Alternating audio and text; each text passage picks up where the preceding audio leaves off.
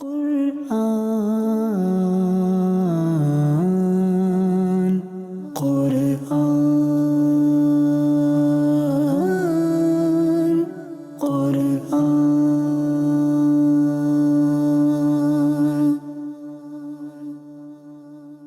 Alhamdulillahi Rabbil Alameen, wassalatu wassalamu ala Sayyidil Anbiya'i wal Mursaleen. Amma ba'd, fa'a'udhu billahi minash shaitanir rajeem. Bismillahir Rahmanir Rahim. Respected viewers of Madani Channel, we welcome you once again in our program, Background of Quranic Revelations.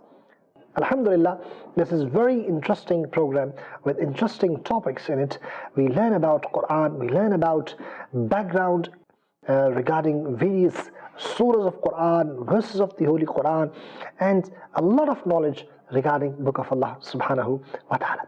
Be with us from start to end, immense amount of knowledge inshallah you'll be learning today. Before we proceed towards our topic of the day, let's make few good intentions. My Shaykh Tariqat, Amir of Ahl Sunnah, Hazrat Allama, Maulana Muhammad Ilyas Attar Qadri, Damat Barakatuhum Al-Aliyah, has given us a beautiful mindset. We should make good intentions before performing any permissible task or doing any good deed. As I am presenting this program, I make this intention, I will present this for the pleasure of Allah subhanahu wa ta'ala. You can make this intention, you will be with us from start to end. You'll remember what you learn, act upon, and pass this knowledge on to others too, insha'Allah Azza wa Jal. And it's always a good idea to invite towards righteousness. Ask your family members, children, to come sit in front of Madani Channel's TV screen and watch this program, because they will learn about the Book of Allah subhanahu wa ta'ala. Respected viewers, in last episode we covered a few points mentioned by ulama kiram, scholars of Islam, regarding the wisdom behind gradual revelations of Quranic verses. Continuing from the last episode, inshallah, we'll learn a few more points regarding the wisdom behind the gradual revelation of Quranic verses. Different people, they used to come in the court of Mustafa Kareem alayhi salatu wassalam, and they would ask questions, they would inquire about various things about this world and the hereafter, and Rasulullah sallallahu ta'ala alayhi wa alihi wasallam would answer them. And sometimes Rasulullah sallallahu alayhi wa alihi wasallam would remain quiet or tell them to wait for some time, so that Rasulullah alayhi salatu wasalam would answer. Or you can say, in other words, Rasulullah alayhi salatu wasalam would delay in answering those questions. Ulama, they've mentioned one of the reasons for the silence of Rasulullah alayhi salatu wasalam or delay in answering those questions was that Rasulullah alayhi salatu wasalam would wait for the wahi, would wait for the revelation from Allah subhanahu wa ta'ala in that particular matter which was asked. There could be many reasons why Rasulullah alayhi salatu wasalam would do that, Allahu Akbar, but this was the practice. And this is also mentioned as one of the reasons that Rasulullah alayhi salatu wasalam received revelation gradually. And subhanallah, as per need, time and circumstances, Rasulullah alayhi salatu wasalam would answer the questions of the people they would ask, and when Rasulullah alayhi salatu wasalam would need to wait, Aqa alayhi salatu wasalam wait for the revelation, and when the revelation would come, and then Rasulullah alayhi salatu wasalam guide people, tell them the orders of Allah subhanahu wa ta'ala, or whatever the answer was received from Allah subhanahu wa ta'ala that was mentioned to the people. Now, another important point we need to remember this, that it is not necessary that each and every verse has a background behind it, or there was any account behind it, or there was any particular reason behind it. Yes, there are many verses of Quran which have got a background and which has some sort of situation and circumstances, and but this is not necessary that every ayah or surah has that. Another important reason and hikmat or wisdom behind the gradual revelation of the Holy Qur'an, which has been mentioned by the ulama, is that Allah subhanahu wa ta'ala has mentioned in the Holy Qur'an قل لئن اجتمعت الإنس والجن على أن يأتوا بمثل هذا القرآن لا يأتون بمثله ولو كان بعضهم لبعض ظهيرا. Translation from Kanzul Irfan. Say, were humans and jinn to unite upon this, that they bring forth an equivalent of this Qur'an, they shall not bring forth its equivalent even if they help each other.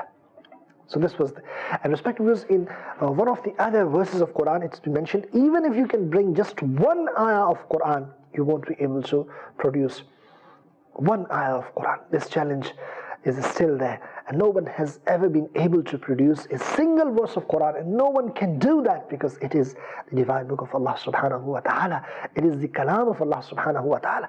And ulama, they've mentioned this as one of the reasons why the Qur'an was gradually revealed, and even one verse was also revealed. So this challenge can be given to the non-believers, that even if you can bring just one ayah of Qur'an, you can produce, you can't do that.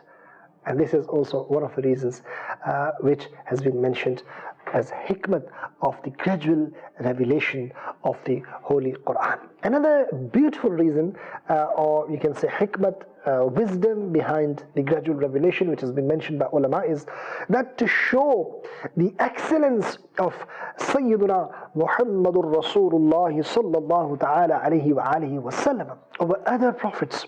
Allahu Akbar. The shan of Mustafa Kareem alayhi salatu wassalam, the status of Mustafa Kareem alayhi salatu wassalam was to be shown. Allahu Akbar. Because other prophets, they got the divine book all at once. Like Sayyidina Musa ala nabiyina wa alayhi salatu wassalam went to Tur, mountain Tur, Kohi Tur, and then he got the book, divine book, Allahu Akbar. And Sayyidina Jibreel Amin alayhi salam also came to other prophets and brought the book all at once, whereas Sayyidina Jibreel alayhi salam came again and again, as earlier mentioned in another episode, 24,000 times. Allahu Akbar. So this was to show the fazilat, the excellence, the maqam and status of Mustafa Kareem alayhi salatu wassalam. Allahu Akbar. Respected viewers of Madani Channel, this is also one of the reasons which has been mentioned, that gradually Rasulullah alayhi salatu wassalam got Qur'an, subhanallah, from the court of Allah subhanahu wa ta'ala. Another interesting point, subhanallah, ulama, they write, is the maqam nuzul of the divine books. That very place where the divine book of Allah subhanahu wa ta'ala revealed. Now, when Sayyidina Musa ala nabina wa alayhi salatu wassalam was awarded, given the scripture, the book, the divine book was given to Sayyidina Musa ala nabina wa alayhi salatu wassalam. That was the maqam of mountain Tur, right? Kohi Tur. Now, this is the maqam where Sayyidina Musa ala nabina wa alayhi salatu wasalam was called to get the kalam of Allah subhanahu wa ta'ala. Allahu Akbar. He was invited there. Whereas Rasulullah alayhi salatu wasalam's shan, Rasulullah alayhi salatu wasalam's maqam, the status, the excellence you can see from this, that wherever Rasulullah alayhi salatu wasalam was, Allahu Akbar, Qur'an revealed there. Allahu Akbar. If Rasulullah alayhi salatu wasalam was in Makkatul Mukarramah, Qur'an revealed in Makkatul Mukarramah. If Rasulullah alayhi salatu wasalam was in Madinatul Nabi, Qur'an revealed in Madinatul Nabi, Zadahallahu shirfan wa ta'zima. If Rasulullah alayhi salatu wasalam was on mountain, the Qur'an revealed there. If Rasulullah alayhi salatu wasalam was at his home, Qur'an revealed there. Even when Rasulullah alayhi salatu wasalam was resting on his bed, Qur'an reveals there. This is the shan of Mustafa Kareem alayhi salatu wassalam. Allahu Akbar. Respected viewers of Madani Channel, the gradual revelation of Qur'an, one of the hikmat and wisdom mentioned by the ulama is this also, which I've just mentioned. The maqam of nuzul of Qur'an is also, subhanallah, very important to notice. And this tells us the status and maqam of Mustafa Kareem, the excellence of our beloved Prophet, best of all the Prophets, subhanallah, to us too. And it is evident from this. Another reason, and you can say hikmat or wisdom behind the gradual revelation, ulama they've mentioned, is that as per situation, as per circumstances, if Rasulullah alayhi salatu wasalam was grieved, was Rasulullah alayhi salatu wasalam was, upset for some reason, due to some situation and circumstances, and there was a need to convert Rasulullah alayhi salatu wasalam. So at that very moment, the message from Allah subhanahu wa ta'ala, the kalam of Allah subhanahu wa ta'ala would reveal, and this nuzul of Qur'an would comfort Rasulullah alayhi salatu wasalam. He would forget the worries, Allahu Akbar, and he would have that pleasure to receive the message from Allah subhanahu wa ta'ala. Subhanallah. This was also one of the reasons. And further, ulama have mentioned the knowledge of nasikh and mansukh, because certain ayahs, they are there which were revealed before, but their hukum was cancelled later. Right? Another ayah of Qur'an came which cancelled the hukum and the implication of the order of the first ayah of the Holy Qur'an. So this knowledge of nasikh and mansukh is also important, and to understand this, one should have the knowledge of Shan-e-Nuzul. One should have the understanding of the revelation, the background of the revelation of Quranic verses. Then only he will be able to understand that which ayah revealed first and which revealed after, and which cancels the hukum and the order of the first one. So this is also one of the beautiful hikmat behind the gradual revelation of the Holy Qur'an. And respected viewers, another reason which ulama have mentioned, it is easier to memorize if it was revealed gradually. Sahaba-i-Kiram, they would absorb it, they would understand it, they would memorize it, and that's how, subhanallah, it was one of the ways to protect the Qur'an. For its protection, alhamdulillah, Allah subhanahu wa ta'ala had produced asbab, and this was also one of the reasons gradually Qur'an was being revealed, and Sahaba-i-Kiram, they were understanding and they were memorizing it, and this was becoming mahfuz in their chest, in their memories, in their minds, subhanallah. And this, one of the reasons, became as in protection, because Allah subhanahu wa ta'ala took the responsibility to protect the Qur'an, and this was one of the ways to protect, and Allah subhanahu wa ta'ala made these asbab. Yes, respected viewers, the Qur'an, what we have got right now, right? It's tarteeb, the sequence of the ayahs. See, this was taught by Rasulullah alayhi salatu. It is not necessary that each and every ayah of Quran which we find right now in Quran was revealed in the same sequence. No, because some ayahs of the Quran, maybe they are written first, revealed after, and some of them they are written after they were revealed first.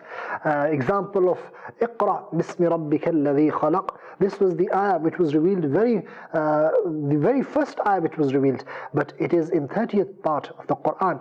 But Rasulullah alayhi salatu wasalam's memory was, Rasulullah alayhi salatu wasalam would tell Sahaba-i-Kiram which verse should be included in which surah, and where to be placed, and what is the sequence. And we have to appreciate the memory of Sahaba-i-Kiram alayhim ridwan, the way they preserved it, because this was the subhanallah wisdom behind the protection. And definitely Rasulullah alayhi salatu wasalam's memory is subhanallah granted by Allah subhanahu wa ta'ala. So alhamdulillah, today we learned the wisdom behind the gradual revelations of the Holy Quran. That's all for today. We'll be back with another topic inshallah next time. Until then, assalamu alaikum wa rahmatullahi wa barakatuh.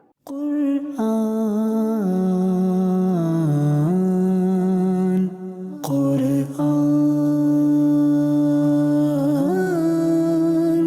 Qur'an.